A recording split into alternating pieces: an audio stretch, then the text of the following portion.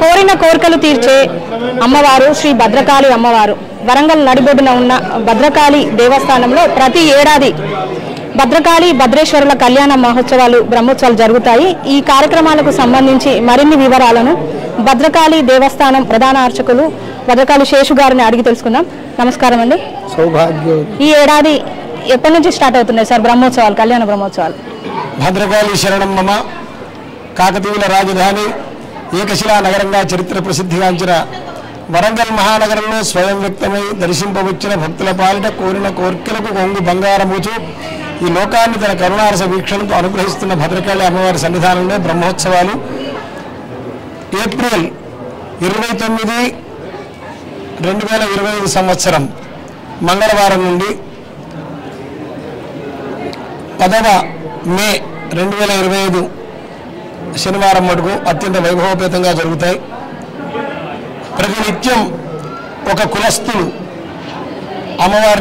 అమ్మవారి ఉత్సవాన్ని స్పాన్సర్ చేస్తూ అన్ని కులాల వారిని ఆహ్వానించి వాళ్ళని పూజలో పాల్గొనేట్టుగా చేసి అందరికీ అమ్మవారి యొక్క ప్రసాద వితరణ జరుపుతూ ఉంటారు. యదా యదా హి ధర్మస్య గ్లానిర్భవతి భారత అభ్యుత్థానం అధర్మస్య తదాత్మానం సృజామ్యహం అన్న భగవద్గీతా వచనానికి శంకరాచార్యుల వారు భాష్యం చెప్తూ ధర్మం అంటే ఏమిటి అంటే వర్ణాశ్రమ ధర్మో ధర్మ. ముందు మన కులవృత్తిని మనం చెయ్యడమే ధర్మం.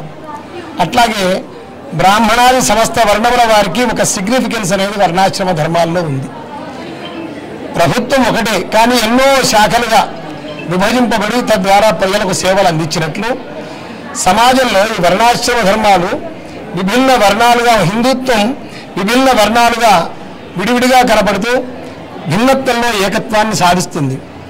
బ్రాహ్మణ్ ఉంటుంది యావత్ 20 దేవతాస్తా సర్వావేద బ్రాహ్మణే. నాయన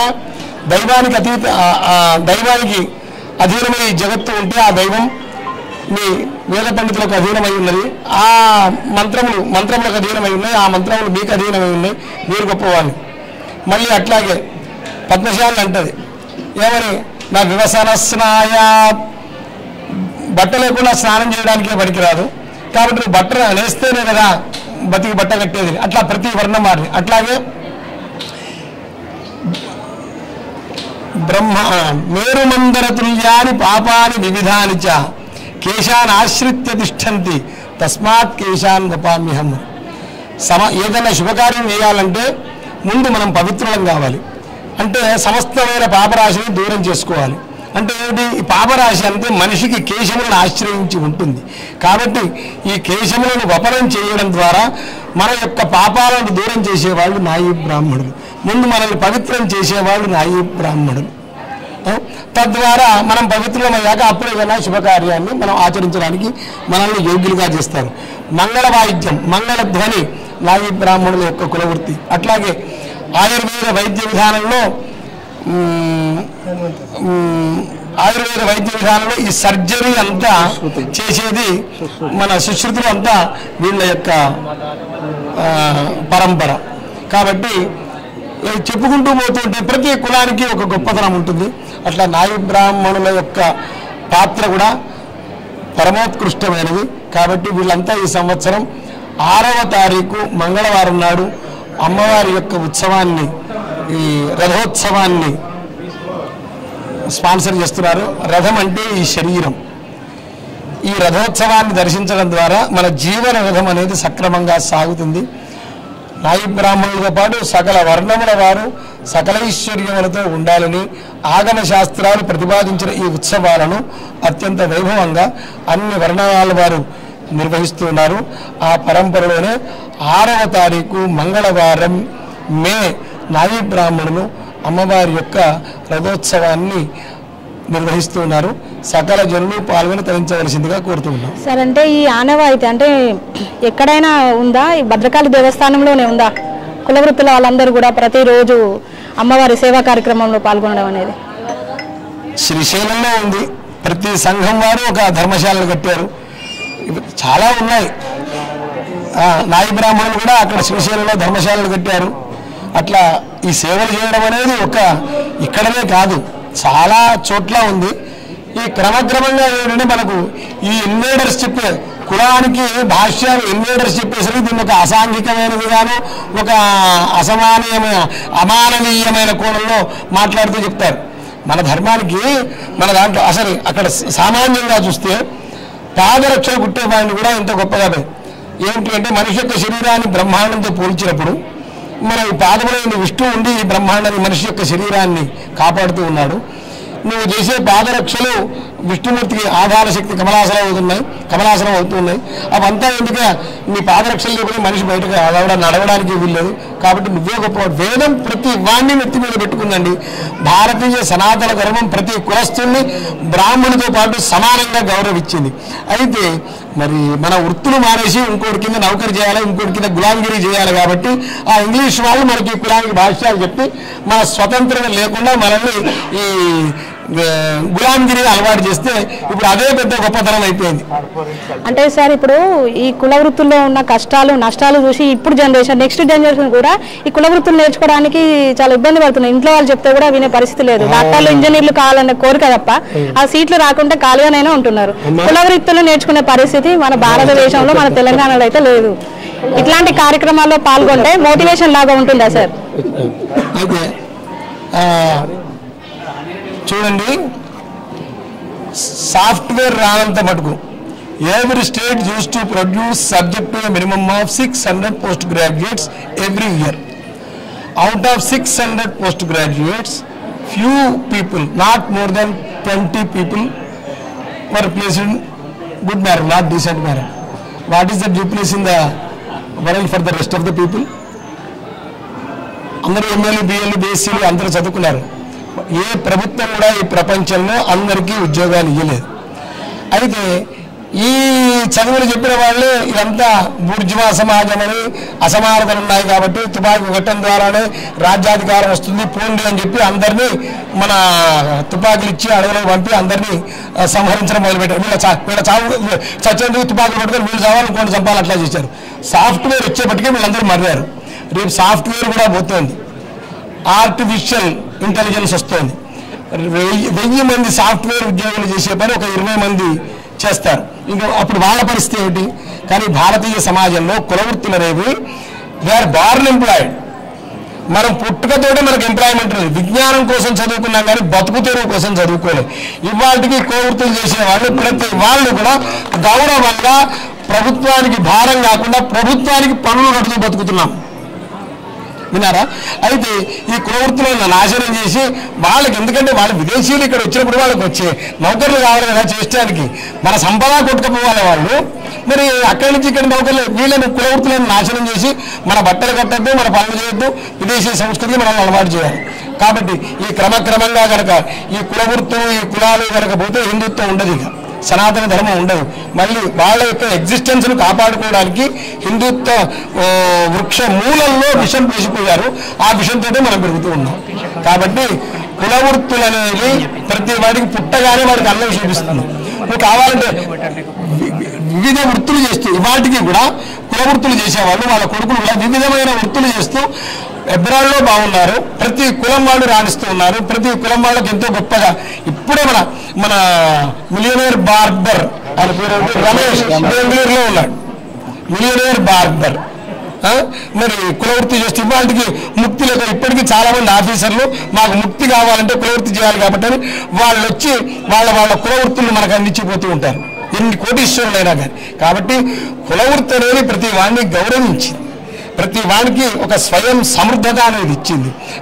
దానికి లీడర్స్ చెప్పే వాక్యాలు పెట్టుకొని వీళ్ళ బతికెట్లా అవుతారు. ఇవాళకి కూడా చూడండి, కులవృత్తి చేసేవాడు ఎవరు అన్నం కడుపు నిండా తింటున్నాడు. ఈ చదువులు చదువుకొని ఏ ఉద్యోగం లేకుండా నిరుద్యోగం రోడ్ల మీద తిరుగుతున్నారు. కానీ ఈ చదువులు చదువుకున్న వాళ్ళు మన కులవృత్తి చేసుకునేవాడు కడుపు నిండా అన్నం తింటున్నాడు, ఇంకోటి అన్నం పెడతాడు. కాబట్టి సార్ అంటే ప్రతి పాఠశాలలో నిత్యం చదువు ఆటలను నేర్పించే పాఠశాలలు ఉన్నాయి కదా. ఇప్పుడు సనాతన ధర్మం పాటించే భారతదేశంలో విద్యా వ్యవస్థలో అంటే ప్రతి పాఠశాలలో కూడా కుల వృత్తులు నేర్పించే విధంగా అట్లాంటి విధానం వచ్చేటట్టుగా మీరేమైనా సూచనలు ఇవ్వగలుగుతారా ప్రభుత్వానికి? కుల వృత్తులు ఒక చేపకు ఈత నేర్పవలసిన పని లేదు, చేపకు ఈత నేర్పవలసిన పని లేదు. ఆయా కులంలో పుట్టిన వాళ్ళకు వృత్తి నైపుణ్యం నేర్పించవలసిన పని లేదు. ప్రతి వాడు నైపుణ్యంతో రోజు పెరుగుతూ ఉంటూ ఉంటాడు. విన్నారా? కాబట్టి విజ్ఞానం అనేది మనకు మన స్కూల్ ఆఫ్ థాట్లో ప్రతి వాళ్ళకు ప్రతి గ్రామంలో ఒక పండితుడు ఉండేవాడు. వీళ్ళ కులవృత్తులంతా చేసుకున్నాక సాయంత్రం అంతా ఆ విజ్ఞాన సముపార్జన అనేది గుళ్ళల్లో జరిగేది. గుడి కేవలం గుడే కాదు, మన పిల్లలు గుడి పొద్దున్నే అయ్యగారు పూజ చేయగానే మన పిల్లలందరినీ ఆ ఏకోపాధ్యాయ పాఠశాలలాగా ఆ గుళ్ళో పట్టేసరికి రాగి పైస ఖర్చు లేకుండా మన పిల్లలకంతా అక్షరారంభం అనేది గుళ్ళో జరిగేది. అక్షరాలు నేర్పేవాళ్ళు. విజ్ఞానం అంతా ఇవాళకి మన తిరుపతిలో సంస్కృత విద్యాపీఠంలో సాంకేతిక విద్యను కూడా సంస్కృత భాషలో నేర్పుతున్నారు. ఒకప్పుడు మన మ్యాథమెటిక్స్ అట్లాంటివి. కాబట్టి మనకేమిటంటే 100-200 నెలలు పాశ్చాత్యులు మనల్ని పరిపాలించి మన సంపద వాళ్ళు ఏమన్నా మనల్ని ఉద్ధరించడానికి వచ్చారా? మన సంపదను కొల్లగొట్టుకుపోవడానికి వచ్చారు. వాళ్ళ యొక్క మతాన్ని మనలో ప్రచారం చేస్తూ మన సనాతన ధర్మాన్ని రూపుమాపడానికి వాళ్ళు ప్రయత్నం చేశారు. అంతగా ఇది బౌద్ధం అనేది భారతదేశంలో పుట్టింది, కానీ ప్రపంచమంతా వ్యాపించింది కానీ భారతదేశంలో వ్యాపించలేకపోయింది. ఎందుకు అంటే మన సనాతన ధర్మం యొక్క భూమిక అట్లాంటిది. ఒకడు ఎక్కువ ఒకడు తక్కువ అంటే ఇప్పటికి ఎప్పుడూ అయిపోయేది. ప్రతి వాడికి వాడి యొక్క గొప్పతనం వాడికి తెలుసుకునే విధంగా సనాతన ధర్మం దాని గురించి ఆలోచించినప్పుడు దాని గురించి తెలుస్తూ ఉంటుంది. కాబట్టి మేమందరం కులవృత్తులు చేసుకుంటూనే ఉన్నాం, సుఖంగానే ఉంటున్నాం. మళ్ళీ బాగా చదువుకొని ఏ కులం వాళ్ళు వాళ్ళు చూడబోతే ప్రతి ఐఏఎస్ ఆఫీసర్ల దగ్గర నుంచి ప్రతి కులం వాళ్ళు ఉన్నారు, డాక్టర్లు ప్రతి కులం వాళ్ళు ఉన్నారు, ఇంజనీర్లు ప్రతి కులం వాళ్ళు ఉన్నారు. ప్రతి కులం వాళ్ళు కూడా మేధస్సు కలిగిన వాళ్ళు మన భారతీయులు. కాబట్టి భారతదేశంలో ఏ వ్యవస్థను వంకబెట్టవలసిన పని ఇంకోటి లేదు. సరే, ఇంకోటి ఇప్పుడు ఏప్రిల్ 29 నుంచి మే 10వ తారీఖు వరకు జరిగే కళ్యాణ బ్రహ్మోత్సవాల్లో ప్రతిరోజు ఎలాంటి పూజా విధానాలు జరుగుతాయి, ఏ కార్యక్రమాలు జరుగుతాయి, ఒక్కొక్క రోజు వివరించండి. సమయం కారయామాస వివాహాయ హరోగిరిం మాధవే మాసి పంచమ్యాం శితే పక్షే గురోర్దినే చంద్రే చోత్ర ఫల్గున్యాం భరణ్యాదౌ స్థితే రవౌ అని శివుడు తన కళ్యాణానికి తానే ముహూర్తం నిర్ణయించుకున్నాట. వైశాఖ శుద్ధ పంచమి ఆనాడే భగవద్ రామానులు పుట్టారు, ఆనాడే శంకర భగవత్పాదులు పుట్టారు. అట్లా ఆ వైశాఖ శుద్ధ పంచమికి ఆ గొప్పతనం ఉన్నది. కాబట్టి ఎందుకంటే శివ కళ్యాణం జగత్ కళ్యాణప్రదం కాబట్టి ఆ వైశాఖ మాసంలో కాళికా పురాణం ప్రకారం వైశాఖ శుద్ధ పంచమి నాడే శంకరుడు అమ్మవారిని పెళ్లి చేసుకున్నాడు. కాబట్టి ఆ కళ్యాణోత్సవం అనేది వైశాఖ శుద్ధ పంచమి నాడే జరుపుతూ ఉంటాం. ఈ దేశం మొత్తంలో ప్రధానంగా భద్రకాళి దేవస్థానంలో. అయితే బ్రహ్మోత్సవాలు మహోత్సవ వేదికే బ్రహ్మోత్సవాలు బ్రహ్మ ఆచరించే ఉత్సవం కాబట్టి, లేదా బ్రహ్మానంద ప్రాప్తిని చేసే ఉత్సవం కాబట్టి దీనికి బ్రహ్మోత్సవం అని ఆగమాలలో మహోత్సవ విధి అని ఉంటుంది. దీనికి 10 రోజులు, 9 రోజులు, 5 రోజులు, 7 రోజులు, 3 రోజులు యథా విభవ విస్తరై అనే న్యాయం మటుకు చేయబడుతూ ఉంటుంది. మన వరంగల్ ప్రజలు మొదటి నుంచి శాస్త్రం మీద ధర్మం మీద నమ్మకం ఉన్నవాళ్ళు కాబట్టి ఈ బ్రహ్మోత్సవాలను సశాస్త్రీయంగా 10 రోజుల పాటు చెయ్యాలి అని 10 రోజులు 10 కులాల వాళ్ళు ముందుకు వచ్చి మేము ఈ ఉత్సవాలను స్పాన్సర్ చేస్తాం, మనం ఈ ఉత్సవాన్ని నిర్వహిద్దాం అని వాళ్ళు ముందుకు వచ్చి ఈ యొక్క ప్రక్రియను ప్రారంభించారు. అట్లాగే వృషాది రథాంతం వాహన సేవలని అమ్మవారికి సమకూర్చారు. ఇట్లా 10 రోజులు ఒక్కొక్క రోజు ఒక్కొక్క ఉత్సవం జరుగుతూ ఉంటుంది. ఈ ఉత్సవాల్లో పాల్గొన అంటే ఉత్సవం ఎందుకు చేయాలంటే ఈశ్వరుడు సృష్టించిన 84 లక్షల జీవరాశుల్లో మనుష్య జన్మ పరమోత్కృష్టమైనది. ఎందుకంటే ఈ మనిషి మీదనే సమస్త బ్రహ్మాండం ఆధారపడి ఉన్నది. భూర్లోక భువర్లోక సువర్లోక మహోలోక జనోలోక తపోలోక సత్యలోక అది షడ్లోకాలు 7 లోకాలు ఇక్కడ ఊర్ధ్వగతిలో ఉన్నాయి. అతల వితల సుతల తలాతల రసాతల మహాతల పాతాళాది 7 లోకాలు అధోలోకంలో ఉన్నాయి. మనం ఊర్ధ్వగతికి పోవాలి, అధోగతికి పోకూడదా అంటాం. అట్లాగే ఈ 14 లోకాలు కలిస్తే బ్రహ్మాండం. ఈ బ్రహ్మాండం అంతా మనిషి యొక్క ధర్మాచరణ మీదనే ఆధారపడుతూ ఉంది. కాబట్టి మరి మనకు కావలసింది ఏంటి? మనిషి సుఖంగా ఉంటే బ్రహ్మాండం అంతా సుఖంగా ఉంటుంది, బ్రహ్మాండం అంతా క్షేమంగా ఉంటుంది. కానీ ధర్మబద్ధమైన జీవనం కావాలి. కానీ గమ్మత్తు చూసారా, ఈ 84 లక్షల జీవరాశుల్లో మనుష్య జన్మ పరమోత్కృష్టమైనది, కానీ మనిషే అబద్ధాలు ఆడతాడు, ఇంకోటి సొమ్ము ఇంకోటి కాంతను అపహరిస్తాడు, ఇంకో ఆనందంగా ఉంటే సహించలేడు, అసూయ, ద్వేషం, ఈర్ష ఇవన్నీ పెంచుకుంటాడు. అవతల వాడిని ఎట్లా ఖరాబ్ చేద్దామని చూస్తాడు, అవతల వాడి భార్య ఎట్లా ఎత్తుకుపోదామని చూస్తాడు, అవతల వాడి ధనాన్ని ఎట్లా అపహరిద్దామని చూస్తూ ఉంటాడు. ఇలాంటి చేయకూడనివన్నీ చేస్తూ ఉంటాడు. అయినా శ్రీరామ జయ రామ జయ జయ రామ అని తన జ్ఞానం వచ్చాక మళ్ళీ తాను తరిస్తూ 10 మందిని తరింపజేసేవాడు మనిషి. కాబట్టి మనిషి యొక్క ఈ పాప కృత్యములను ఆచరించడం వల్ల ఏ భూతగణంతో పీడింపబడుతూ ఉంటాడో మనిషి, అట్లాంటి పాపాన్ని నశింపజేసి పుణ్యప్రాప్తిని కలిగించడానికి ఆగమ శాస్త్రాలు, ఉత్సవాలు. మనకు కావలసింది పుణ్యప్రాప్తి, పాపనాశనం.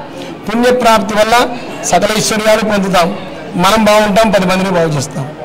పాపం సంక్రమించడం వల్ల మనం చెడిపోతాం, 10 మందిని చెడగొడతాం. కాబట్టి ఈ పాప నాశనం కోసం మనకు సకల ఐశ్వర్యాలు కలగాలి అంటే పుణ్యప్రాప్తి కావాలి, అంటే పాపనాశనం కావాలి. ఈ పాపాన్ని నశింపజేసి పుణ్యప్రాప్తిని మనిషికి కలిగించి మనిషికి సర్వమానవ సౌభ్రాతృత్వం కలగజేయడం కోసం ఈ ఉత్సవాలన్నీ పరమేశ్వరుడు మనకు ఆగమాల ద్వారా మనకు అందించాడు. అట్లా భద్రకాళి అమ్మవారి ఉత్సవం పరమోత్కృష్టమైనది.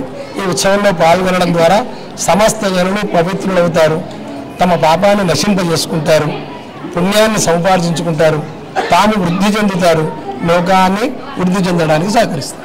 Thank you.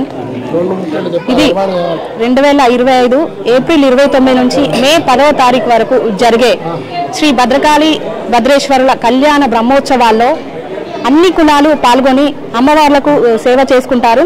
అదేవిధంగా కుల వృత్తుల్లో ఉన్న ప్రాధాన్యతను ఇప్పటి యువతకు చాలా చక్కగా వివరించారు భద్రకాళి ప్రధాన అర్చకులు శేషు శర్మ గారు. నేటి తరం కుల వృత్తులను చీఫ్గా చూడకుండా చదువులో భాగంగా వాటిని నేర్చుకోవాలని చెప్తున్నారు. అంతేకాకుండా కళ్యాణ బ్రహ్మోత్సవాల్లో సకల జనులు పాల్గొని అమ్మవార్ల ఆశీర్వాదం తీసుకొని పవిత్రులు కావాలని చెప్తున్నారు. భద్రకాళి దేవస్థానం నుంచి కెమెరా పర్సన్ సతీష్తో సోనీ, వరంగల్ టైమ్స్.